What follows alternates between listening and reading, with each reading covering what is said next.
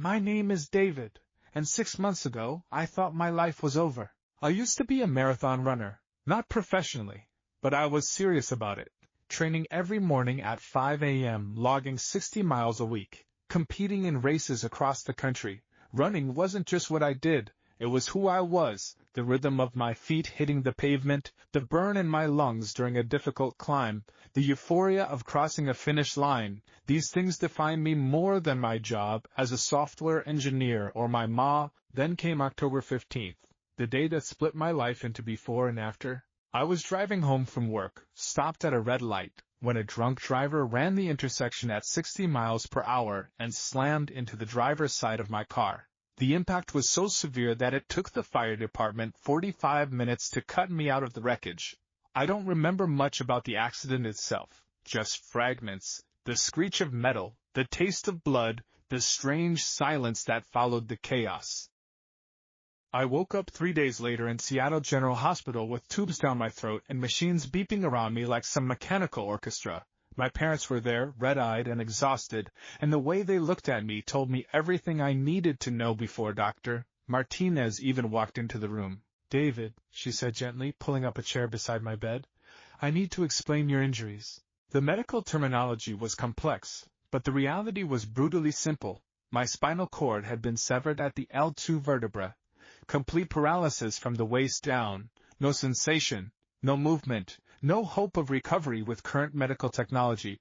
At 28 years old, I would never walk again, never run again. The first few weeks passed in a haze of surgeries, pain medication, and well-meaning visitors who didn't know what to say. My parents flew in from Portland and hovered constantly, their forced optimism more exhausting than comforting. Friends from work brought flowers and awkward conversation. My running group sent a card signed by everyone, full of promises to visit that mostly went unfulfilled. But it was the physical therapist who delivered the harshest truth. "Your upper body strength is excellent," Lisa said during my first PT session. "With proper training, you'll be able to transfer yourself from bed to wheelchair, navigate stairs, even participate in adaptive sports. Some paraplegic athletes compete in marathons." "I don't want to compete in marathons," I said flatly. "I want to run them." "David, I understand this is difficult." "No, you don't understand. You can walk out of here when your shift ends. You can go for a jog if you feel like it. You can stand in the shower, climb stairs without thinking about it, have sex like a normal person." My voice was getting louder, angrier. "So don't tell me you understand." Lisa's expression remained professionally compassionate, but I saw the flicker of hurt in her eyes. I was becoming an expert at hurting people, pushing them away before they could abandon me first. After 6 weeks in the hospital, I was transferred to a rehabilitation facility called Cascade Care Center. It was a nice enough place, modern, clean, with large windows that let in the gray Seattle light, but it felt like a warehouse for broken people. Everyone was there because their bodies had betrayed them in some fundamental way. Stroke victims learning to speak again, amputees adjusting to prosthetics, elderly patients recovering to prosthetics, elderly patients recovering and And me, the angry young man in room 247 who refused to participate in group therapy and snapped at anyone who tried to help. That's when I met Marcus. I was in the facilities gym, half-heartedly going through the motions of an upper body workout, when he approached my bench. I'd seen him around, tall and lean with sandy brown hair and the kind of easy smile that seemed genuine rather than professional. He was one of the newer staff members, probably in his early 30s, and unlike the others, he hadn't tried to engage me in conversation yet. "Mind if I spot you?" he asked, nodding toward the weights I was struggling with. "I'm fine," I grunted, though I clearly wasn't. I'd been trying to press more weight than I could handle, partly out of stubbornness and partly because physical pain was easier to deal with than emotional pain. "I'm sure you are," Marcus said mildly, "but humor me. I'm new here, and I need to look useful." Something about his tone, not condescending or overly cheerful like most of the staff, made me grudgingly nod. He moved behind the bench and waited, hands ready but not touching the bar. "I'm Marcus, by the way. Marcus Thompson." "David." "Nice to meet you, David. How long have you been here?" "2 weeks too long." Marcus chuckled, and it was a real laugh, not the polite professional variety I'd grown accustomed to. I can understand that. Institutions aren't exactly known for their homey atmosphere. I managed 3 more reps before my arms gave out, and Marcus smoothly helped me rack the weight. Instead of launching into some speech about progress and positive thinking, he simply handed me a towel. Thanks, I said grudgingly. No problem. Same time tomorrow? I looked at him suspiciously. Why? Because you're going to be sore as hell tomorrow, and you'll need someone to tell you to take it easy instead of trying to bench press your feelings. The comment was so unexpected and accurate that I almost smiled.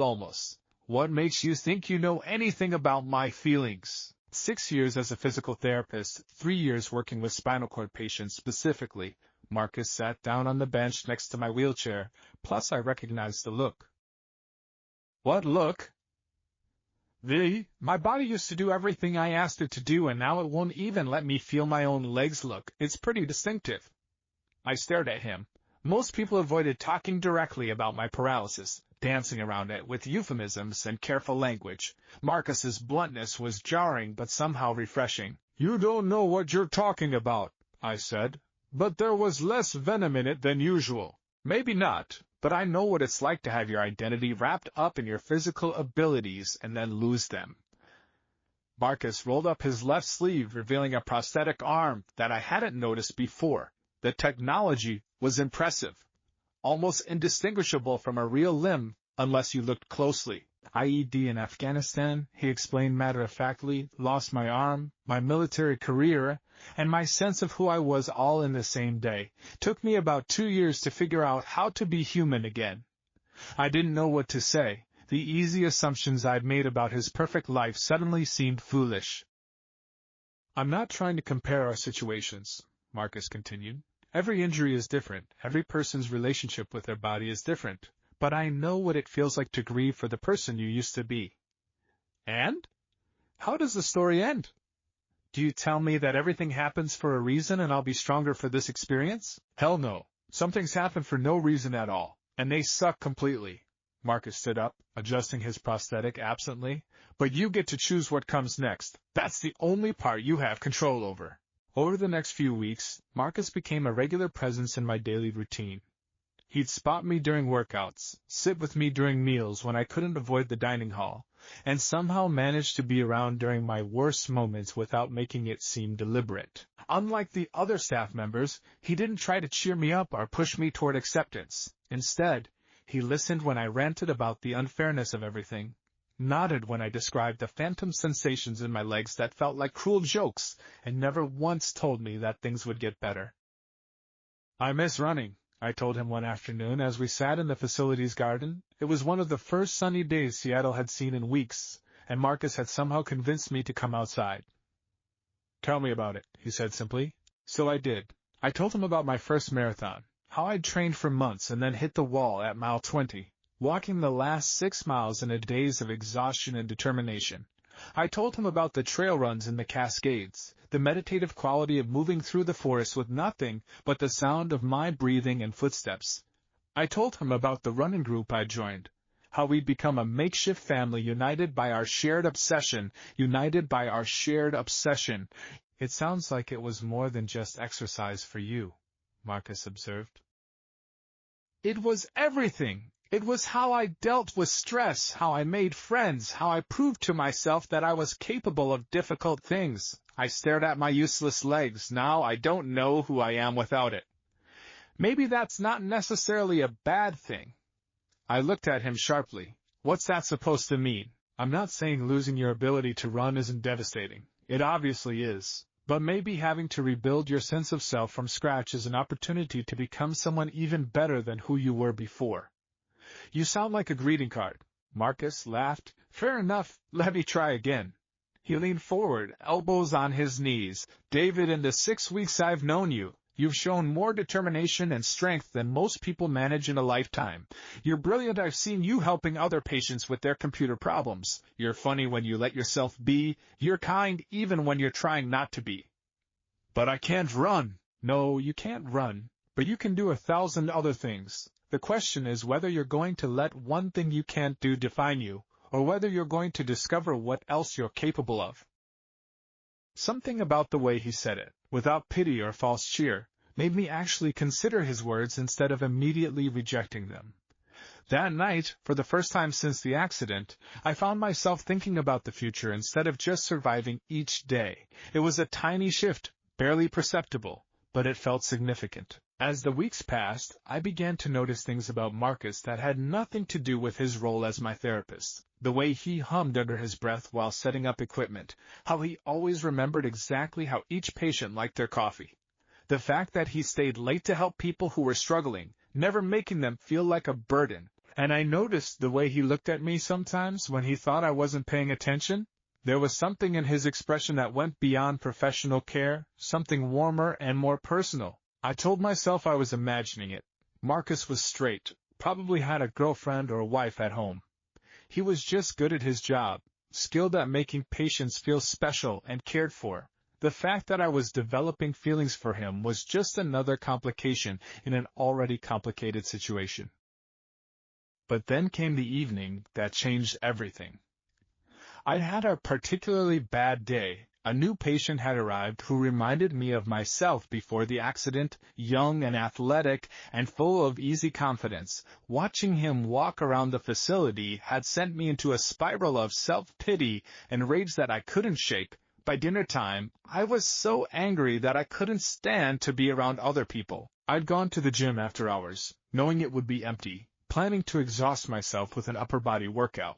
But when I got there, I found Marcus sitting on one of the benches, still in his work clothes, looking uncharacteristically dejected. "Hey," I said quietly, not wanting to startle him. "You okay?" He looked up, and I was surprised to see exhaustion in his eyes. "Oh, David, sorry, I didn't realize anyone else was here." "Bad day?" Marcus laughed, but there was no humor in it. "You could say that. We lost a patient today, Mrs. Chen. I don't think you met her. She was here recovering from a stroke." I knew Mrs. Chen by sight, a tiny elderly woman who always smiled when she saw me in the hallways. "What happened?" "Heart attack, quick, at least, but she was getting better, you know. She was going to go home next week." Marcus rubbed his face with his good hand. "Some days this job it gets to you." Without thinking, I wheeled closer and put my hand on his shoulder. "I'm sorry." He looked at my hand, then up at my face, and something passed between us in that moment. Something that had been building for weeks finally surfaced, undeniable and electric. "David," he said quietly, his voice rough with emotion.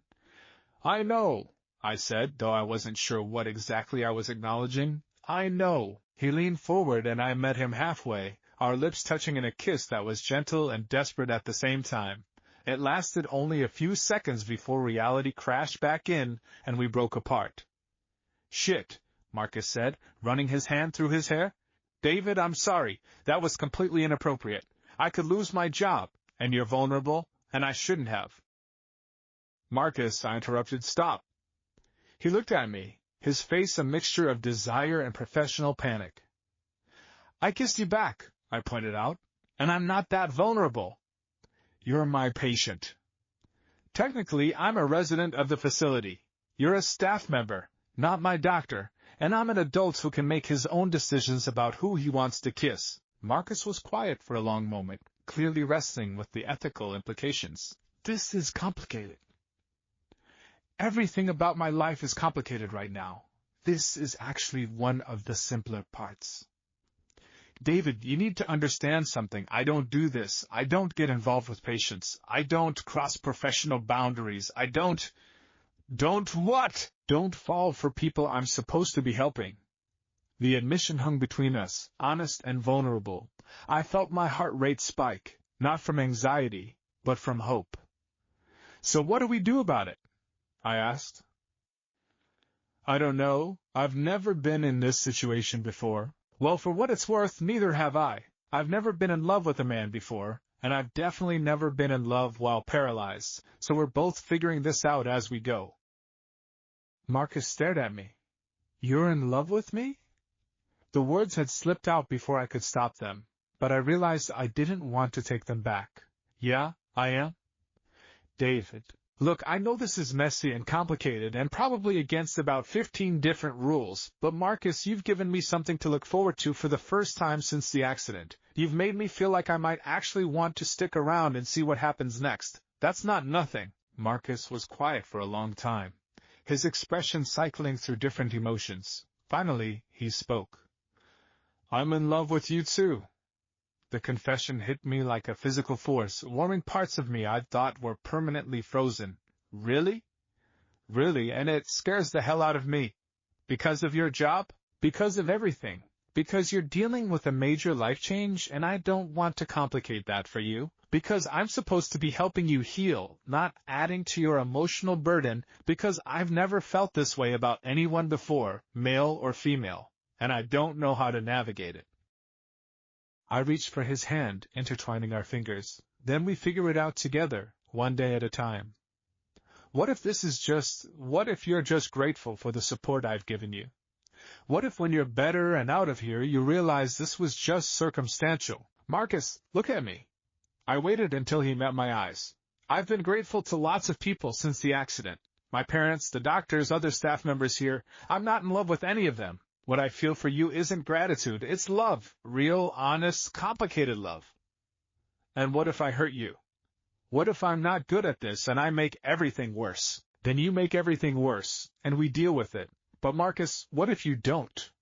What if this is actually something amazing happening in the middle of what's been the worst time of my life? That night marked the beginning of something new between us. We were careful about it at first, professional during the day, stealing moments alone in the evenings when the facility was quiet. Marcus would help me with exercises that weren't strictly necessary, and I'd find excuses to spend time in the common areas when he was working. The physical limitations of my condition made everything more complicated, but Marcus was patient and creative. We spent hours talking, sharing stories about our lives before we'd met each other. He told me about growing up in a small town in Montana, about joining the army because he wanted to see the world, about the long process of learning to live with his prosthetic. I told him about my childhood in Portland, about discovering running in high school when I was an awkward, introverted kid who needed something to excel at. I described the corporate job I'd grown to hate, how running had been my escape from the monotony of software development. Do you miss it? Marcus asked one evening as we sat in the garden, sharing a cup of coffee I'd smuggled out of the dining hall. The programming, I mean. Sometimes I was good at it, and there's something satisfying about solving complex problems, but I mostly did it because it paid well and because I didn't know what else to do with my life. And now I have to figure out what else to do with my life anyway. Maybe I can find something that actually matters to me this time. What would that look like? I've been thinking about this question more and more lately. I don't know yet, but maybe something that helps people the way you've helped me. 3 months into our relationship, I was scheduled to be discharged from Cascade Care. My insurance would no longer cover residential rehabilitation, and my condition had stabilized to the point where I could live independently with some modifications to my living situation. The prospect of leaving filled me with anxiety, not just because of the practical challenges of navigating the world in a wheelchair, but because it meant leaving Marcus. We'd talked about continuing our relationship outside the facility, but there were so many unknowns. I found an apartment, I told him one evening as we sat in my room, accessible, ground floor, near a bus line. I can move in next week. That's great, Marcus said, but I could hear the uncertainty in his voice. You could come see it. When you're not working, I mean. I'd like that. We were both dancing around the larger questions. What this relationship would look like in the real world. Whether what we built in the controlled environment of the facility could survive outside it. Whether Marcus was ready to be in a relationship with someone whose physical needs were so complex. But the night before my discharge, something happened that changed everything. I woke up around 3 a.m. with a strange sensation in my legs. Not pain exactly, but something that felt almost like tingling. I'd experienced phantom sensations before. The neurologist had warned me that my brain might continue sending signals to my legs for months or even years after the injury, but this felt different somehow. I lay very still, concentrating on the feeling. It was definitely there. A warm, prickling sensation that seemed to move from my hips down toward my knees. Without really thinking about it, I tried to move my right leg. Nothing happened. I tried again, focusing all of my attention on the muscles I couldn't feel. Still nothing. But then, just for a moment, I could swear I felt my toe twitch. I must have made some sound because Marcus, who had fallen asleep in the chair beside my bed during a late-night visit, woke up immediately. "David, what's wrong?" "My leg," I whispered. I think I felt something." Marcus was instantly alert. "What kind of something?" "Tingling, and I think my toe moved." He looked at me carefully, professional assessment warring with personal hope in his expression. "Let me check something." He pulled back the blanket and gently touched my right foot. "Can you feel that?" "No, but try again."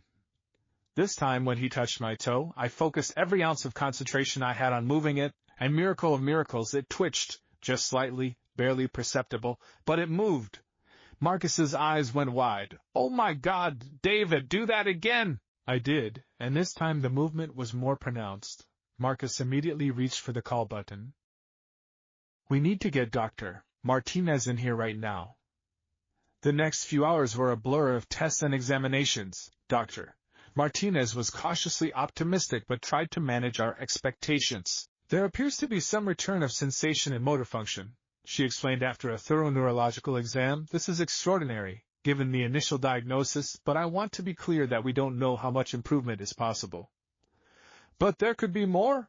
I asked. "There could be. The spinal cord is incredibly complex, and sometimes what appears to be complete damage initially can turn out to be incomplete. Swelling, inflammation, and other factors can mask remaining function." Over the next few days, the sensation in my legs continued to improve. I couldn't walk. That level of recovery seemed unlikely, but I could feel touch, temperature, even some pain. And gradually, with intensive physical therapy, I began to regain some muscle control. Marcus worked with me constantly, pushing me harder than any therapist had before because he knew I could handle it. The professional boundaries that had seemed so important before became meaningless in the face of what we were witnessing together. "Try to lift your knee," he instructed during one session. "Just focus on that one movement." I gritted my teeth and concentrated, and slowly, incredibly, my leg moved. Not much, maybe an inch off the table, but it moved under my own power. "Holy shit," I breathed. "Language, Mr. Williams," Marcus said with a grin, but his eyes were bright with tears. The doctors couldn't explain it. They called it incomplete recovery, neuroplasticity, the brain's remarkable ability to adapt and heal, but I knew what had really made the difference. Hope, love, having something worth fighting for. 6 months later, I could walk short distances with the aid of braces and crutches. I'd never run a marathon again, but I could stand at my kitchen counter to make coffee. I could transfer myself to a regular chair for dinner. I could make love to the man I loved without feeling like half a person. Marcus had left his job at Cascade Care to avoid any remaining ethical complications, and had started working at a private physical therapy clinic. We'd moved in together after I realized that my accessible apartment felt empty and lonely without him. "Do you ever think about what would have happened if we'd never met?" I asked him one evening as we sat on our couch, my legs propped up on his lap while he massaged the muscles that were still learning to remember their purpose. "Every day," he said, "and I thank God that drunk driver ran that red light." "Marcus, I know how that sounds, and I'm not grateful for your accident, but I'm grateful it brought you to me. I'm grateful we found each other." I understood what he meant. The accident had been a tragedy that had cost me so much, but it had also led me to love, to a deeper understanding of my own strength, to a life that was different from what I'd planned, but somehow richer and more meaningful. "I love you," I told him, the words as natural as breathing now. "I love you too," he replied, leaning down to kiss me, "and I'm so proud of how hard you fought to get here." "We fought," I corrected. "We got here together." As I settled into his arms, feeling the warm weight of his hand on my leg that could feel his touch, I marveled at how wrong I'd been about my life being over. It hadn't ended in that car wreck. It had just taken an unexpected turn, leading me to places and people I never could have imagined. Sometimes the best things in life come from the worst moments. Sometimes love finds you when you least expect it and most need it. And sometimes, if you're very lucky, miracles happen not just in your body, but in your heart.